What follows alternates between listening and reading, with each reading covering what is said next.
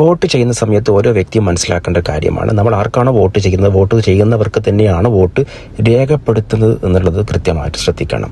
ഉദാഹരണം പറഞ്ഞാൽ ഇപ്പോൾ നമ്മൾ കൈപ്പത്തിക്കാണ് വോട്ട് ചെയ്യുന്നത് എന്നുണ്ടെങ്കിൽ ഗ്രീൻ സിഗ്നൽ കൈപ്പത്തിക്ക് തന്നെയാണോ പോകുന്നത് എന്ന് പ്രത്യേകം ശ്രദ്ധിക്കണം. ഈ വീഡിയോയിൽ കാണുന്ന പോലെ കൈപ്പത്തിക്ക് വോട്ട് ചെയ്തു, വോട്ട് രേഖപ്പെടുത്തിയിരിക്കുന്നത് താമരയ്ക്കാണ്.